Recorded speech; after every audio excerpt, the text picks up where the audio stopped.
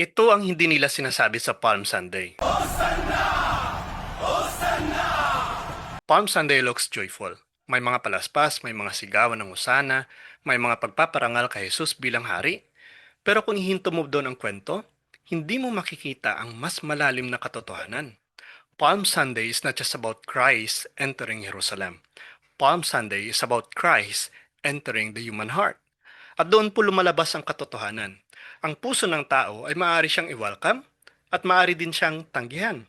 Now, sinasabi po dito in Zechariah chapter 9 verse 9, narito ang iyong hari ay dumarating sa iyo, mapagpakumbaba, nakasakay sa isang asno. Kapag iniisip po ng tao ang isang hari, ang inimagine natin ay kabayo, sundalo, espada, ingay, lakas, kapangyarihan. Pero kabaliktaran po ang ginawa ni Jesus. Hari siya, pero dumating siya sa katahimikan. Makapangyarihan siya, pero mapagpakumbaba. Utak ng Diyos, hindi po utak ng mundo. Ang asno po dito ay hindi deklarasyon, kundi pahayag ng Diyos. Ang pagpasok po ng ating Panginoong Hesukristo sakay ng asno ay hindi po cute na senaryo. Ito po ay theological declaration. Ayon nga po sa Catechism, ang pagpasok ni Kristo sa Jerusalem ay pagpapakita ng tunay na kaharian ng Diyos na ipapatupad niya sa pamamagitan ng Paskwal na misteryo. Ibig sabihin po ang pagliligtas ay hindi po manggagaling sa pamumulitika. Hindi po ito external revolution, kundi pagbabagong nagmumula sa kailaliman ng puso. Ang kaharian po ng Diyos ay hindi nagsisimula sa gobyerno, kundi sa kaluluwa. According nga po kay Saint Cyril of Alexandria, he explains na pumapasok siya sakay ng asno upang ipakita na siya'y naghahari, hindi sa takot o puwersa, kundi sa pamamagitan ng paghilom ng kalooban ng tao. Ito po ang mensahe, hindi ka pipilitin ng Diyos. Pagagalingin niya ang kalayaan mo upang matutong magmahal. At dito po nagsisimula ang drama ng Palm Sunday. Now, madalas po natin naririnig sa Ebanghelyo, in Luke chapter 19 verse 38, ang sigawan ng mga tao. Hosanna! Hosanna! Hosanna! Ngunit kung basahin naman po natin in Luke 23 verse 21, ang sigawan naman dito ng tao, ipako siya sa krus. Iisang bibig, iisang lungsod, iisang linggo. Pero magkaibang sigaw. Hindi po ito simple hypocrisy. Ito po ay spiritual immaturity. Ang puso na hindi hinuhubog ng grasya.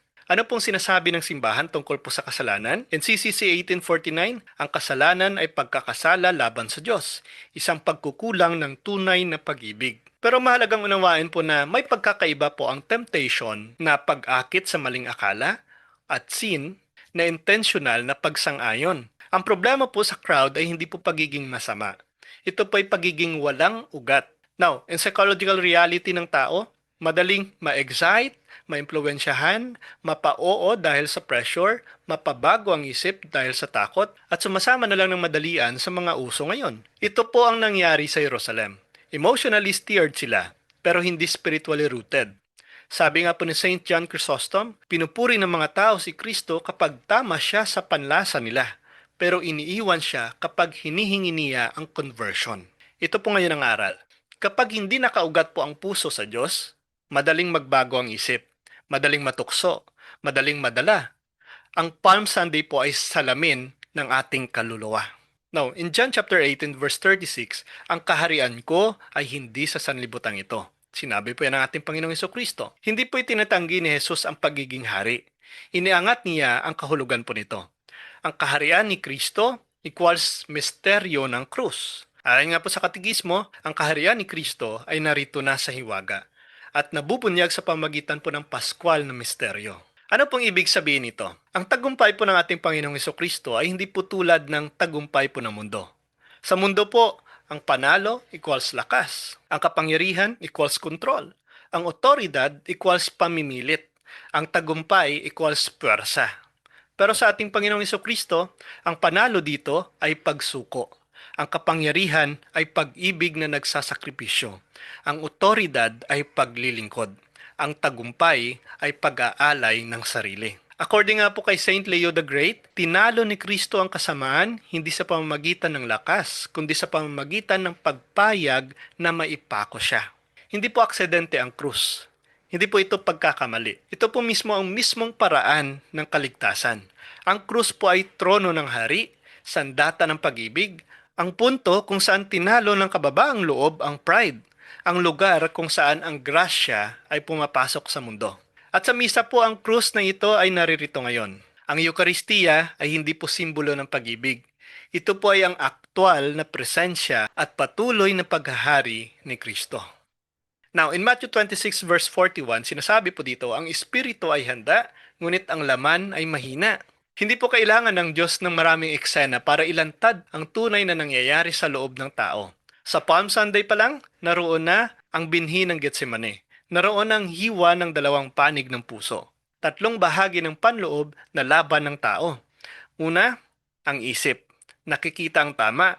Pangalawa, ang kalooban. Umayaw kapag kailangan ng sakripisyo. Pangatlo, emosyon. Naghahanap ng komportable, mabilis at madali. Ayon nga po sa Katekism, ang buong kasaysayan ng sangkatauhan ay minamarkahan ng sugat ng orihinal na kasalanan. Ibig sabihin po nito, hindi lang psychological ang kahinaan, hindi lang temperament, kundi spiritual na sugat na humahatak sa tao palayo sa kabutihan. Kung wala pong grasya, sumusunod po ang kalooban sa pinakamalakas na pressure, hindi po sa pinakamalakas na katotohanan. Kaya ang tao, madaling tumakas, madaling magbago ng isip, madaling manlamig, madaling matalo ng tukso, madaling matakot sa opinyon ng iba. Ito po ang crowd sa Jerusalem. Ito rin po ang nangyayari sa atin ngayon. Kaya mahalaga po ang panalangin. Hindi po ito pagpapakalma lamang. Ito po ay pakikipagtulungan sa grasya na nagpapalakas ng ating kalooban. Now, ang Palm Sunday po ay hindi fairy tale scene. Ito po ay political and spiritual earthquake. Ang Jerusalem noong panahon ni Jesus ay puno po ng tensyon. Ang Roma na may kapangyarihan at kontrol, ang Pereseyo at punong pari na may religious influence, ang mga tao na may sariling agenda at pag-asa, at ang misyonikong pananabik na naghihintay po ng political savior.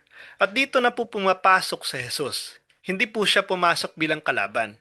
Pumasok siya bilang hukom. Ang presensya niya ay naglalantad.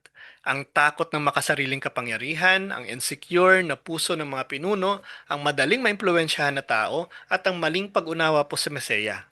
Ayon nga po kay Saint Augustine, ang mga makalupang kaharian ay tinayo sa pag-ibig sa kapangyarihan. Ang kaharian ng Diyos ay tinayo sa pag-ibig sa Diyos. Palm Sunday po ay naglalabas ng dalawang lungsod. Ang lungsod ng tao na pansariling kagustuhan laban sa lungsod ng Diyos, which is God's will. At sa pagitan po nila, ang tao po ay dapat pumili. Now, ang Palm Sunday po ay hindi anniversary celebration. Hindi rin po ito historical reenactment. Ayon nga po sa Catechism 1085, ginagawang present ang liturhiya ng Misteryong Pascual. Ibig sabihin po dito, sa bawat misa, pumapasok po si Jesus muli sa Jerusalem ng ating puso. Hindi po siya pumapasok bilang kwento, kundi bilang buhay, totoo, at aktwal na salita at kapangyarihan ng Diyos. Sa liturhiya po, hindi lang natin binabasa ang pasyon. Tayo mismo ang saksi sa misteryo. Hindi lang po natin ginugunita ang pagpasok niya, tayo mismo ang nilalapitan niya ngayon. Hindi lang po tayo nagdadala ng palaspas. Si Kristo mismo ang nag-aalay po ng grasya. Kung paano po pumapasok si Jesus sa Jerusalem noon, ganoon din po siya pumapasok ngayon sa ating kaluluwa. Now, paano papasok ang Diyos sa iyong puso? Well, may mga Katoliko po na sobrang inspired tuwing Holy Week. Pero pagkalipas po ng ilang araw, nawawala ang alab. Hindi po ito dahil sa mahina ang tao. Ito po ay dahil ang pananampalataya ay emosyonal lang, hindi pa hinhubog po ng grasya. Ang solusyon po dito? Well, magkaroon po tayo ng daily short prayer. Hindi po mahalaga kung gaano kahaba ang panalangin. Ang mahalaga po ay kung gaano tayo katapat sa panalangin. Pangalawa po, patuloy na pagtanggap sa Eukaristiya. Dito po hinuhugasan, pinapalakas at tinutuwid ang ating puso. At pangatlo po, regular confession. Dahil dito po bumabalik ang sanctifying grace na nagpapastable sa kalooban. Ang aral po dito, ang emosyon ay parang apoy. Ang grasya ay nagbibigay ng kahoy para manatiling nagliliyab. Nang marami pong tagapaglingkod ang sobrang excited sa retreat. Energized sa misyon, puno ng passion sa ministry, pero mamaya lamang ay nanlalamig na, nadidiscourage na, napapagod na, nanghihina na. Bakit? Madalas pa inakala nila na ang pagsadsad ng emosyon ay failure na ng pananampalataya. Hindi po yan totoo. Ang katotohanan po dito, ang grasya ay hindi po fireworks. Ito po ay binhi. Hindi po spectacle. Ito po'y lumalago sa katahimikan, ito po'y lumalago sa pagtsatsaga, ito po'y lumalago sa pagsunod. Ang aral po dito, Ang santo po ay hindi ang laging inspired, kundi ang palaging tapat. Now, pinapakita po dito ni Kristo na ang tunay po na kapangyarihan ay kababaang loob. Ang grasya ay nagpapalakas ng kalooban, hindi emosyon lang. Ang kasalanan ay hindi simpleng kahinaan, ito ay sinasadyang pagtalikod. Ang krus ang sentro at trono po ng pag-ibig ng Diyos. Ang liturhiya ay ang tunay na paglahok sa pagliligtas ng Diyos. Kaya ito po maaari nating gawin. Mga practical steps. Manalangin kahit hindi po natin feel na manalangin. Dumalo sa misa ng may kamalayan. Magkumpisal ng regular. Huwag gumawa po ng desisyon base sa galit, takot o hype. Maglaan po ng oras sa katahimikan. Kung babalikan po natin ang history, sa mga unang Kristiyano, ang Palm Sunday po ay tinatawag na gateway to passion. Ang asno ay simbolo po ng kababaang loob at pagwawasak sa pride. Ang liturgical tradition ay sinasadya talagang paghaluin ang tagumpay at pagdurusa. Ito pong mga misunderstandings. Madalas natin sinasabi, mahina lang ako kaya nagkakasala. Pero hindi po ganon. Sinasadya ang kasalanan. Kaya kailangan po ng conversion. Madalas din natin sinasabi, kung ano ang nararamdaman ko, yun ang totoo. Hindi po. Ang katotohanan po ay objective at galing sa Diyos. Madalas din natin sinasabi, pinatawad na ako kaya hindi ko kailangan magbago. Mali po yun. Ang grasya po ay hindi lang naglilinis, nagpapabago. Kaya samahan niyo po ako sa short prayer na ito, sa araw na ito ng pagdiriwang natin ng Palm Sunday.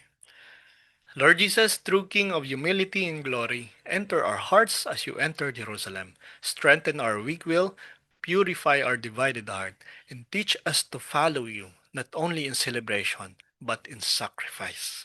Amen. God bless po sa ating lahat. Hello mga kapatid, follow and subscribe.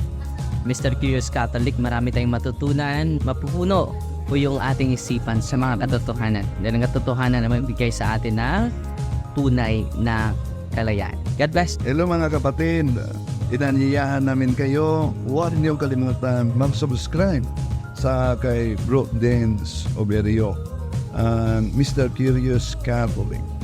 Marami kayong matutunan sa pamamagitan ng pagsubaybay niyan sa pagsagot sa pananampalataya na inaatake ng ating mga kapatid sa iba. Yung pananampalataya, and they are not only attacking the teachings of the Catholic Church, but proselytizing the good numbers of the Catholic.